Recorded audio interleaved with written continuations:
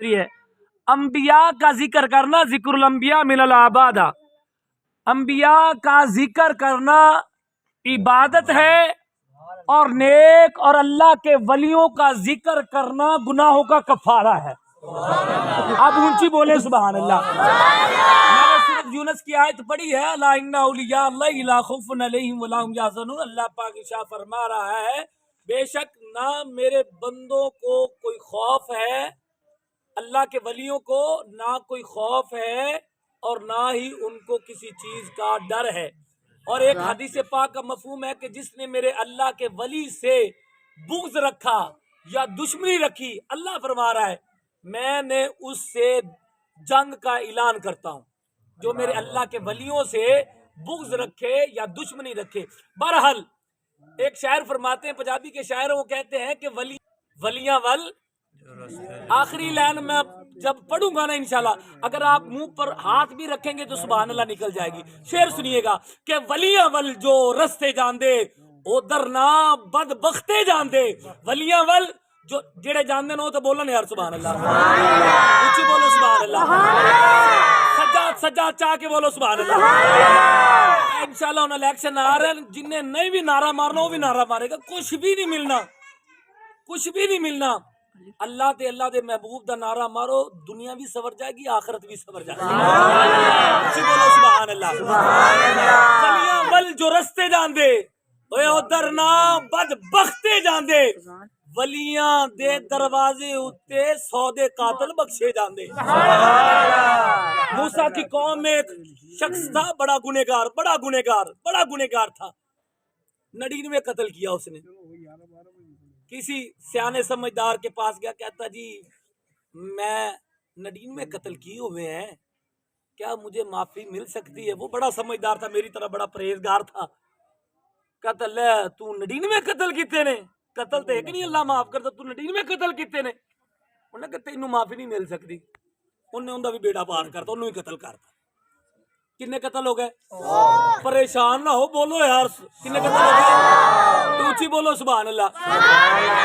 جب اس نے 100 قتل کیے نا تو تھوڑا سا آگے گیا، آگے اللہ کی نیک بندوں کی بستی تھی، آگے نیک بندوں کی بستی تھی۔ ایک بزرگ رستے میں جا رہے تھے تو ان سے انہوں نے پوچھا کہ بابا جی میں نے بڑا گنہگار ہوں، میں نے 100 قتل کیے ہوئے ہیں، کیا اللہ مجھے معاف کر سکتا ہے؟ تو وہ اللہ کے نیک بندے تھے، اللہ کے نیک بندوں سے محبت کرنے والے تھے۔ اس نے کہا 100 کیا، اگر تو نے 1000 بھی قتل کی ہو، اللہ کی بارگاہ میں معافی مانگ سچے دل سے، اللہ تجھے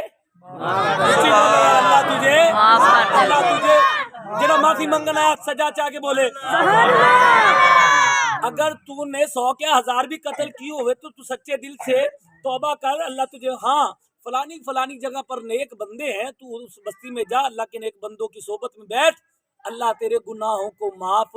ابھی اس نے مثال دی تھی، موسیٰ کی قوم کا شخص تھا، موسیٰ کی قوم کا، ابھی اس بستی میں گیا نہیں تھا، ابھی جا رہا تھا، رستے میں ہی اس کا انتقال ہو گیا، رستے میں ہی اس کا انتقال ہو گیا۔ جب انتقال ہو گیا، جہنم کے فرشتے بھی لینے آ گئے اور جنت کے بھی لینے والے آ گئے۔ جہنم کے کہتے ہیں کہ یہ بڑا گنہگار ہے، جنت کے کہتے ہیں کہ بڑا یہ نیک بندہ، اللہ کی بارگاہ میں توبہ کرنا چاہتا تھا۔ اور جب بندہ نیت کرتا ہے نا، تائب منظم بکم اللہ ذنبہ، جب بندہ توبہ کی نیت کر لیتا ہے نا، اللہ پھر اس کے اعمال نہیں دیکھتا، نیت دیکھتا ہے۔ افسانہ حیات کے عنوان بدل گئے، افسانہ حیات کے عنوان بدل گئے، آئی گناہوں کی یاد تو آنسو نکل گئے، سائم کمال ضبط کی کوشش تو کی مگر پلکوں کا ہلکا توڑ کے آنسو نکل گئے۔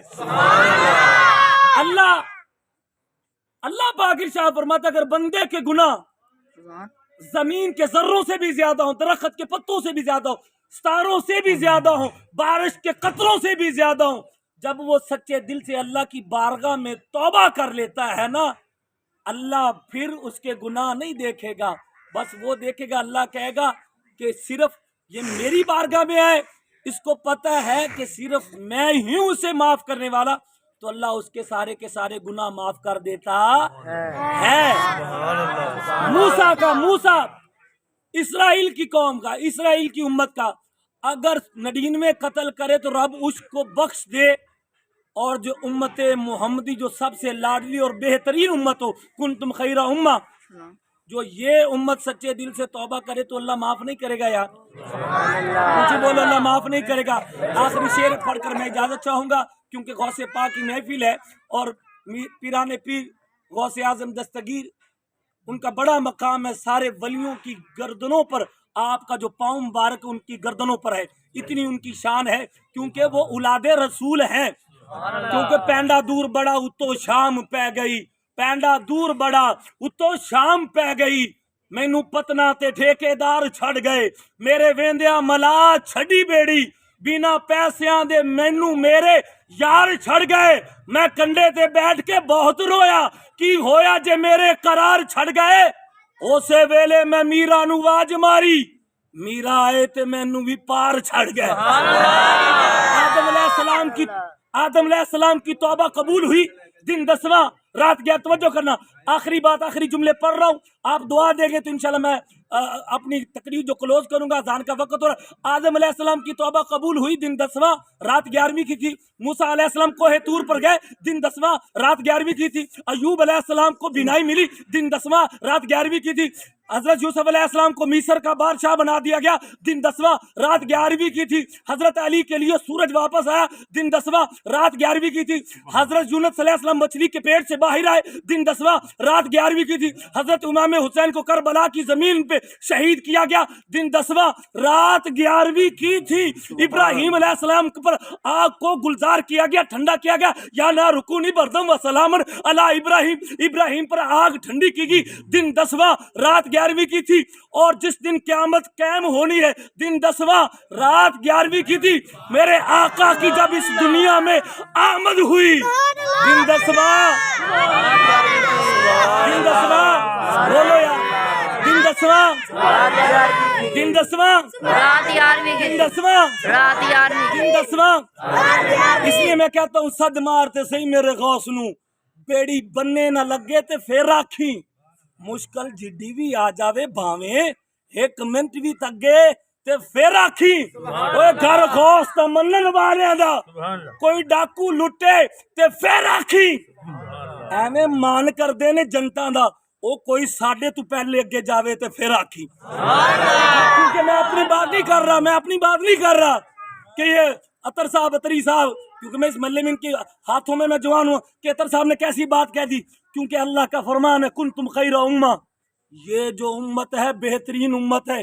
ہمیں کتاب ملی تو کتاب اعظم، ہمیں کتاب ملی تو کتاب اعظم، ہمیں امام ملا تو نبیوں کا سب سے بڑا اعظم، ہمیں امام ملا امام ابو حنیفہ تو وہ بھی اعظم، ہمیں غوث ملے تو غوث اعظم۔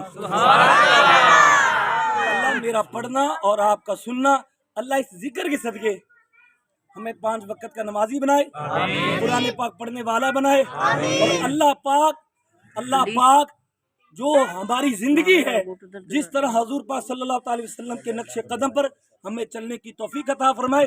اللہ پاک ہمیں اللہ کے ولیوں سے محبت کرنے کی توفیق عطا فرمائے۔ اللہ پاک جتنے بھی دوست آئے، اللہ سب کی نیک آرزوؤں کو پورا فرمائے۔